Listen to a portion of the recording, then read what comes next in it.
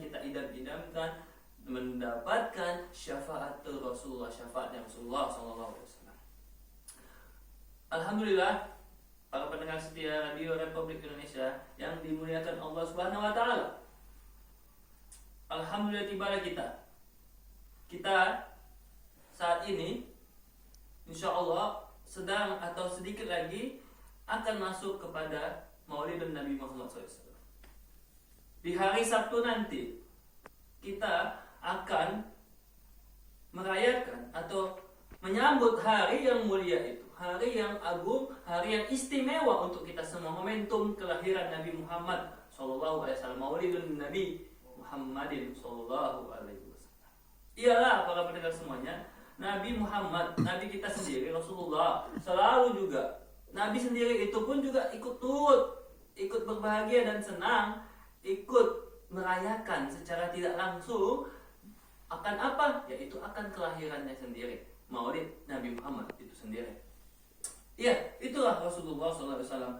Sehingga Rasulullah ketika ditanya oleh sahabat-sahabatnya, wahai Rasulullah, ya kan? Ditanya oleh sahabat Rasulullah akan suatu pertanyaan, kenapa Rasulullah engkau berpuasa di hari Senin dan hari Kamis tentunya? Kenapa hari Senin? Pendengar setia Radio Indonesia, kenapa jawabannya Rasulullah? Kok hari Senin mesti hari Senin kita puasa? Tentunya ialah baginda Rasulullah menjawab, di hari Senin itu Yaumul Wulidtu, hari di mana aku dilahirkan. Betul kata baginda Rasulullah, hari Senin, Yaumul Isnin, Rasulullah lahir yaitu tanggal 12 Rabiul Awal tepatnya, dan di tahun gajah, atau di Masehinya adalah 20 atau 21 April tahun 571 Masehi dalam kalender Masehinya. Itu adalah kelahiran Rasulullah SAW, yang seakan-akan berpuasa itu menunjukkan satu ekspresi kesyukurannya, suatu bentuk bagian dari kegembiraan Rasulullah akan apa? Akan lahirnya dia, dilahirkannya dia ke dunia dan juga menjadi Nabi Muhammad utusan Allah atau Rasulullah. Pun sama dengan Nabi Isa. Nabi Isa sangat senang ketika lahir ke dunia. Bagaimana jiwanya terlahir dari seorang Bunda Maria, atau disebut juga dengan agama Nasrani mengatakan Bunda Maria. Apa kata Nabi Isa? Fassalamun alaika yauma wulidtu wa yauma amutu hayya. Alhamdulillah, keselamatan, kesenangan, kegembiraan ketika aku terlahir. Datangnya juru penyelamat bagi kaum Nasrani, yaitu orang-orang atau kaum-kaum yang akan dibukakan pintunya, diberikan hidayah oleh Nabi Isa alaihissalam. Kalau kita ya tentu Nabi Muhammad. Itulah seakan-akan mengindikasikan, mengisyaratkan sebagai tanda bahwa maulid pun itu boleh dilaksanakan. Sampai-sampai bahkan seorang nabi, mungkin semuanya nabi yang tidak terdokumentasi, di antaranya yang terdokumentasi kita tahu Nabi Isa alaihissalam. Nabi yang lain pun pasti seperti itu juga. Apa salahnya sebagai bentuk manusiawi mereka merayakan, mengekspresikan, mewujudkan bentuk kesyukurannya, bentuk kegembiraannya, perasaan-perasaannya itu dalam hatinya dengan cara mungkin berpuasa, mungkin dengan bersolawat, atau kayak seperti kita berkumpul, berceramah, bersilaturahmi, bersantap makanan-makanan yang nikmat insya Allah, atau berzikir dan berdoa, atau bermunajat, atau istighosah dan lain-lainnya. Itu tidak ada salahnya, bahkan itu merupakan satu kebaikan karena tidak ada larangannya.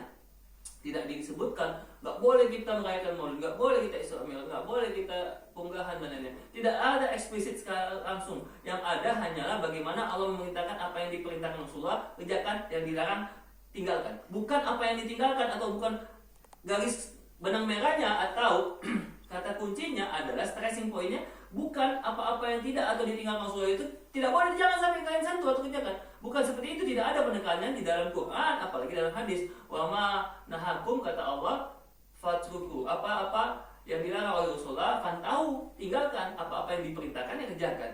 Kalau ada di tengah-tengah, dia tidak dilarang atau diperintah, itu ada suatu kebolehan potensial atau sesuatu hal atau bagian kebolehan atau kemungkinan ada pembolehan di dalamnya. Atau bisa disebut juga ketika tidak dilarang atau tidak diperintahkan oleh Rasulullah, ada celahnya, ada hal-hal atau amalan-amalan yang memberikan kita suatu kelonggaran untuk kita terapkan dan kita amalkan. Itulah dia Maulid Nabi salah satunya. Maka untuk itu marilah kita mengamalkan Maulid Nabi ini, atau paling tidak ya bergembira, berselawat lah untuk diri kita, kepada diri kita, berselawat kita, minimal diri kita sendiri, kita ajak juga mungkin keluarga kita dan saudara-saudara kita. Sebab ada beberapa ulama mengatakan memang ada orang-orang yang pemikirannya mungkin sempit, tekstual, yang suka-sukanya hanya harus betul-betul, kalau tidak ada ya nggak boleh, atau disebut juga kaum tekstual, zohiriyatul ayat, zohiriyatul naus, mengatakan haram. Ada yang mungkin makruh, ada yang mubah. Oke, kita katakan haram kalau apa? Kalau di dalam maulid itu ada kejawennya, ada sesajennya, atau di dalam maulid itu ada mubazir, keterpaksaan, kezaliman, bahkan ada dosa kumpul-kumpul membaukan antara perempuan. Nah itunya yang dosanya, bukan maulidnya, bukan kegiatan atau penceramahannya, tausiahnya.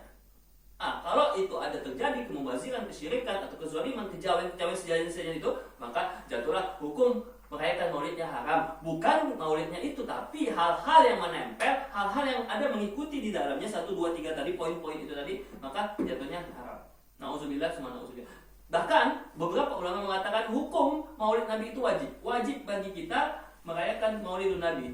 Artinya bentuknya bukan berarti harus bentuk acara atau panggung dan sebagainya, tapi adalah suatu bentuk kesyukuran, wajib bersyukur alaina, bentuk kita kedatangan Nabi itu kita hayati, kita maknai, kita baca sejarahnya, barzanjinya. Kan intinya maulid itu kenapa seakan-akan itu sunnah dan bahkan bisa wajib, karena di situ kita menghayati, membaca barzanji, sejarah perjuangan Rasulullah, sahabat-sahabat keluarganya Rasulullah. Itu merupakan suatu kewajiban, salah satu bentuk kecintaan kita kepada Nabi. Mencintai Nabi adalah suatu kewajiban, dan salah satunya dengan menghayati, mengkaji sejarahnya, itulah otomatis juga wajib, karena di situ dapat menumbuhkan kecintaan kita kepada Rasulullah Sallallahu Alaihi Wasallam. Itulah para pendengar radio Indonesia. Kalau memang banyak yang bertanya bahwa maulid itu bid'ah, mungkin kajiannya atau bacaannya belum banyak, atau dia kurang jalan-jalan, kurang berpikir untuk lebih bijaksana, lebih luas dan mendalam tentang bagaimana ajaran-ajaran, bagaimana prinsip-prinsip dalam kita berislam. Selama itu bukan mengganggu sholat, mengganggu puasa, zakat, haji, umroh, masih ada tetap terbuka kemungkinan dinamika atau peluang-peluang celah untuk itu bisa jadi hukum, berubah jadi sunnah selama ada hal-hal yang mendukungnya. Bahkan tadi saya bilang menjadi wajib kalau itu adalah satu usaha kita, media kita untuk menyentuh rasa cinta kita kepada baginda Nabi Muhammad SAW. Mudah-mudahan ada manfaatnya, dan mudah-mudahan kita terus bisa mencintai Nabi, bisa terus kita bersama Rasulullah mengamalkan ajaran-ajarannya, dan nanti bisa berjumpa dengan Nabi Muhammad beserta sahabat-sahabat Abu Bakar, Utsman, Bilal, Ali, Thalha, Zaid, Zubair, dan semuanya. Amin amin ya rabbal alamin. Wassalamualaikum warahmatullahi wabarakatuh. Assalamualaikum warahmatullahi wabarakatuh. Alhamdulillah hamdan wa syukran lillah. Nahmaduhu wa nasta'inuhu wa nastaghfiruh wa na'udzu billahi min shururi anfusina wa min sayyiati a'malina. May yahdihillahu fala mudilla lahu wa may yudlilhu fala hadiya lahu. Asyhadu an la ilaha illallah wa asyhadu anna Muhammadar Rasulullah la nabiyya ba'da. Rabbi shrah li sadri wa yassir li amri wa hlul 'uqdatam min lisani yafqahu qawli. Amin amin ya rabbal alamin. Alhamdulillah, para pendengar setia Radio Indonesia yang dimanapun Anda berada, marilah kita terus mensyukuri segala nikmat-nikmat yang Allah berikan kepada kita. Baik itu nikmat zohir atau nikmat fisik, nikmat raga kita, maupun nikmat batin berupa nikmat roh, nikmat iman, nikmat ketenangan, nikmat keharmonisan keluarga, nikmat ketaatan kita. Mudah-mudahan bisa bertakwa pada Allah Subhanahu wa taala. Bersyukur kita selalu, setiap saatnya, di pagi hari, bangun tidur, kita ucapkan alhamdulillah. Alhamdulillahirabbil alamin. Terima kasih ya Allah. Matur ya Rabbi. Nasyuruka ya Allah. Mau lihat deh. Atas apa? Atas segala yang Kau berikan ya Allah di pagi hari tadi, kita bangun pagi atau sebelum kita subuh tadi, kita bangun tidur kita. Alhamdulillah ya Allah. Alhamdulillahilladzi ahyana ba'dama amatana wa ilaihin nusyur. Alhamdulillah. Allah telah memberikan berbagai macam nikmat yang sangat mulia, sangat nikmat-nikmat yang bisa menyelamatkan kita, nikmat penuh kemuliaan berupa iman, nikmat Al-Quran, nikmat datangnya Rasulullah, maulidun Nabi Muhammad SAW. Nikmat-nikmat itu semuanya tak akan bisa kita balas dan tak akan bisa kita hitung-hitung. Wa in ta'uddu nikmatallah la tuhsuha, kata Allah. Itulah dia nikmat-nikmat itu. Setiap kita hamdalah tadi. Hamdalah itu adalah satu lafaz yang wajib kita ucapkan setelah bismillah atau basmalah di awalnya dan di akhirnya hamdalah. Karena kemarin kita sudah membahas tentang basmalah, maka kita lanjutkan, yaitu hamdalah, dua kunci umat Islam. Bismillah, alhamdulillah, bismillah, alhamdulillah, bismillah, dan alhamdulillah rabbil alamin. Kapan hamdalah itu harus kita wajib diucapkan? Tentunya tadi saat kita bangun tidur atau saat kita selesai makan kita, alhamdulillazi ahyana ba'da ma amatana wa ilaihin nusur. Baru saat berpakaian kita, ketika saudara-saudara semua, para pendengar dimanapun Anda berada, saat Anda berpakaian atau selesai berpakaian, di depan kaca itu baca alhamdulillazi kasana li hadza, alhamdulillazi kama asanta khulqi fa ahsin khulqi. Ya Allah, seumpamanya memang Engkau menciptakan kami dengan penuh dengan kecantikan fisik kami, maka bantulah kami ya Allah, jadikan kami juga bisa memiliki keluhuran akhlak yang mulia. Amin amin ya rabbal alamin. Dapat kemuliaan juga tadi, alhamdulillah hamdan katsiran mubarakan fi. Itu dari alhamdulillah. Alhamdulillah rabbil alamin. Jadi intinya alhamdulillah yang pertama poinnya adalah dibaca, kita amalkan. Bagaimana caranya mengamalkannya atau kapan saja? Pertama, selesai kita atau ketika Anda semua, kita semua selesai dalam beraktivitas dan beramal, terutama amal ibadah. Alhamdulillah habis sholat ya alhamdulillah. Alhamdulillah kita terasa siap menyelesaikan bukan hanya kewajiban, kebutuhan kita, keagungan ibadah as-sholat itu. Setiap kita bersedekah, alhamdulillah, mudah-mudahan rezeki kita lancar, diluaskan Allah. Karena Allah yang maha memberikan rezeki, Allah yang zukumah yang memberikan segalanya kepada yang dia kehendaki. Bahkan min haitsu la yahtasib, kita sadari tiba-tiba ada aja rezeki kita mengalir. Itu karena apa? Karena keberkahan dan kesyukuran kita kepada Allah. Jangan sampai kita tidak mensyukuri nikmat-nikmat itu. Atau barangkali dan mungkin saya sendiri kadang lupa atau luput, lalai mensyukuri yang kecil-kecil. Kalau yang kecil saja tidak bisa kita syukuri, nikmat-nikmat yang sederhana itu tidak bisa kita manai, bagaimana lah? Bukan begitu pendengar semuanya?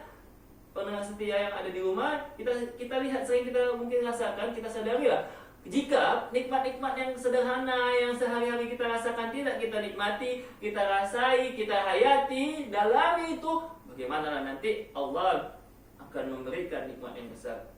Nikmat yang kecil saja belum bisa disyukuri, apalagi nikmat yang banyak maupun nikmat yang besar. Jangan sampai kita seperti Allah, na'udzubillah, summa na'udzubillah min dzalik. Pun sama dengan bangsa Indonesia, mungkin bangsa kita keadaannya seperti ini, negara kita, pemimpin kita, pejabat-pejabat kita.